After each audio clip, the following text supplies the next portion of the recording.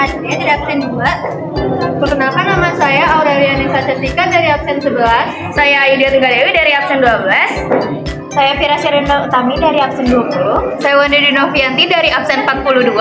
Saya Yusuf Medina Maharani dari absen 23. Saya Timothy Romalanda dari absen 1. Saya Muhammad Idan dari absen 30. Jangan lupa tonton video kita ya teman-teman. Jangan lupa nonton. Pedosfer adalah lapisan paling atas dari permukaan bumi, tempat proses pembentukan tanah. Nah, di sini saya akan menjelaskan tentang faktor pembentukan tanah. Yang pertama ada iklim. Iklim adalah rata-rata cuaca pada jangka panjang yang terdiri dari suhu dan curah hujan. Yang kedua ada bahan induk. Bahan induk terdiri atas batuan beku, yaitu sedimen dan batuan metamorf.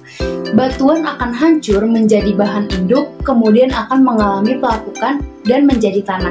Yang ketiga, ada relief atau topografi.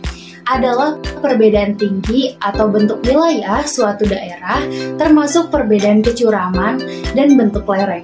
Dan yang selanjutnya ada organisme. Organisme ini sangat berpengaruh terhadap proses pembentukan tanah, membuat proses pelapukan organik maupun pelapukan kimiawi. Dan yang terakhir adalah waktu. Waktu memberikan kesempatan 4 faktor pembentukan tanah lainnya untuk mempengaruhi proses pembentukan tanah. Semakin lama akan semakin intensif. Adalah batuan yang berada di permukaan bumi yang mengalami pelapukan secara fisik, kimia, atau biologi yang dipengaruhi oleh suhu, air, angin, es, dan organisme. Pelapukan ini menghasilkan butiran mineral yang dicampur dengan bahan organik. Selanjutnya, ada pelunakan struktur batuan, yaitu butiran mineral yang terbuat dari pelapukan batuan yang mengalami pelunakan akibat pengaruh air dan udara. Pelunakan ini membuat butiran mineral menjadi lebih rapuh dan mudah terpisah.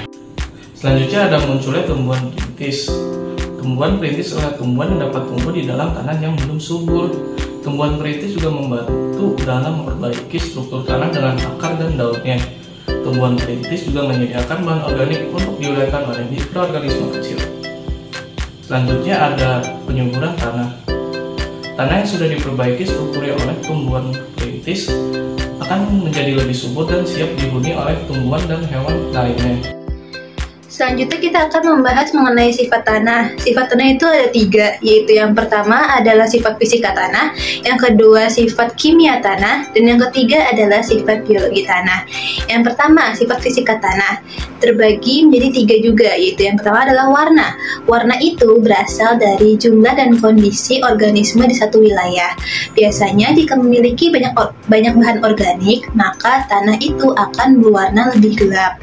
Lalu ada tekstur. Tekstur itu berkaitan dengan kasar atau halusnya suatu tanah, seperti apakah dia bertekstur pasir, debu, atau mungkin tanah liat. Dan yang ketiga itu adalah struktur. Berbeda dengan tekstur, struktur itu adalah kondisi di mana saat butiran-butiran tanah itu bergabung menjadi gumpalan-gumpalan dikarenakan oksida besi. Yang kedua adalah sifat kimia tanah. Sifat kimia tanah itu berkaitan dengan tingkat keasaman suatu tanah atau disebut pH. pH normal tanah itu antara 6,5 sampai 7,5. Jika terlalu tinggi maka terlalu asam, dan jika terlalu rendah maka terlalu basah. Lalu yang ketiga itu adalah sifat geologi tanah atau kondisi di mana sifat tersebut berkaitan dengan jumlah ataupun jenis organisme di dalamnya, seperti apakah di sana itu kebanyakan organisme cacing ataupun bakteri atau mungkin jamur dan sebagainya. Selanjutnya kita akan membahas mengenai horizon tanah. Horizon tanah itu adalah hasil dari pembentukan tanah yang sejajar dengan lapisan bumi. Biasanya horizon tanah itu memiliki ciri-ciri tersendiri sesuai dengan golongan-golongannya. Horizon tanah itu ada 5 jenis, yaitu yang pertama adalah horizon O. Horizon O ini adalah horizon yang paling atas. Dia memiliki warna yang paling gelap dikarenakan horizon ini memiliki tingkat organisme yang paling banyak. Lalu ada horizon A. Horizon A ini adalah horizon yang lebih terang daripada horizon O. Kenapa? Karena di horizon A ini terjadi proses eluviasi atau proses di mana zat tanah itu tercuci oleh air hujan. Selanjutnya ada horizon B atau horizon yang berada di bawah horizon A. Horizon B ini warnanya lebih terang daripada horizon A. Kenapa? Karena di horizon B ini terjadi proses iluviasi atau proses pengangkutan zat tanah setelah terjadi proses eluviasi di horizon A. Biasanya di horizon B ini mengandung lempung, aluminium, besi, dan lain-lain. Lalu ada horizon C. Horizon C ini memiliki kesuburan yang paling rendah. Kenapa? Karena dia itu adalah batuan induk yang mengalami pelapukan, sehingga dia tidak memiliki organisme-organisme yang bisa menghidupkan kesuburan di horizon tersebut. Lalu yang tadi itu ada horizon bedrock atau horizon batuan induk, di mana di horizon ini hanya ada batuan-batuan induk yang masih keras dan belum mengalami pelapukan, sehingga tidak ada kesuburan di dalamnya. Tanah ada 9. Yang pertama adalah tanah vulkanik. Tanah vulkanik adalah tanah yang berasal dari aktivitas Gunung Merapi. Nah, tanah ini tuh cukup subur buat dijadiin pertanian maupun perkebunan. Nah, tanah ini tuh tersebar hampir di seluruh pulau kita, kayak Pulau Bali, Jawa, Sulawesi, serta Papua. Ya, ada tanah gambut. Tanah gambut adalah tanah yang berasal dari tumbuhan yang sudah setengah membusuk. Nah, biasanya tanah ini adanya di pantai selatan dan barat Kalimantan, pantai timur Sumatera, dan juga pantai selatan Papua. 3. Ada tanah humus. Tanah humus adalah tanah yang berasal dari tumbuhan yang sudah mengalami pelapukan sempurna. Tanah ini biasanya berada di Pulau Jawa, Sumatera, Sulawesi, Papua, dan Kalimantan. Adalah tanah yang berasal dari sedimen kuarsa dan juga pengaruh suhu yang rendah serta curah hujan yang tinggi. Biasanya tanah ini adanya di pegunungan Jawa, Sumatera, dan juga Maluku. Ada tanah kapur. Tanah kapur adalah tanah yang terbentuk karena pelapukan batuan kapur. Tanah ini biasanya tuh di daerah yang kering, kayak Gunungan Kidul, terus Yogyakarta. Yang keenam, tanah litasol adalah tanah yang baru terbentuk karena proses pelapukan yang masih rendah. Tanah ini kurang subur dan tanah litasol dapat ditemukan di daerah curam sekitar Jawa Barat, Jawa Tengah, dan NTB.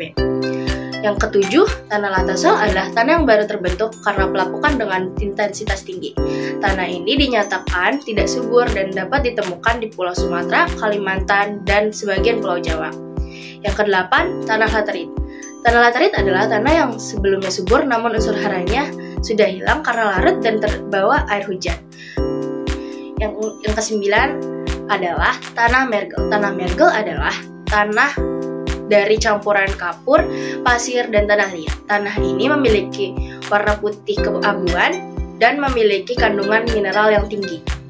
Yang selanjutnya ini ada apa itu konservensi? Konservensi adalah usaha untuk mencegah tanah akibat erosi atau memperbaiki tanah yang telah rusak akibat erosi. Lalu ada beberapa metode-metode yang bisa dilakukan. Yang pertama ini ada metode vegetatif. Metode vegetatif merupakan cara konservasi dengan memanfaatkan tanaman sehingga tanah bisa terhindar dari air hujan dan aliran permukaan tanah. Jika sudah terlalu banyak aliran permukaan tanah, maka akan terjadi rawan erosi. Oke, selanjutnya adalah konservasi tanah metode mekanik. Jadi, konservasi tanah metode mekanik ini bertujuan untuk memperkecil aliran air permukaan dan menyalurkan aliran air kepada tempat atau saluran yang sudah tersedia. Nah, kita bisa melakukannya dengan beberapa metode. Yang pertama terasering, yang kedua membuat saluran air, dan yang ketiga itu rorak. Terasering itu tanah yang dibuat agak tinggi dengan memotong lereng sehingga bisa menghadang aliran permukaan. Saluran air itu aliran air yang dibuat untuk menampung air sehingga menyalurkannya ke permukaan tanah. Rorak itu saluran buntu berupa got yang dibuat dengan olah teras dan sejajar dengan garis kontur yang fungsinya untuk menjebak aliran permukaan. Oke, yang terakhir adalah konservasi tanah metode kimiawi.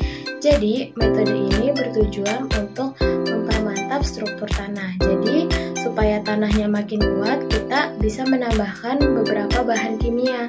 Nah, bahan kimianya itu berasal dari pupuk kompos, kompos sehingga bisa meningkatkan agrara tanah.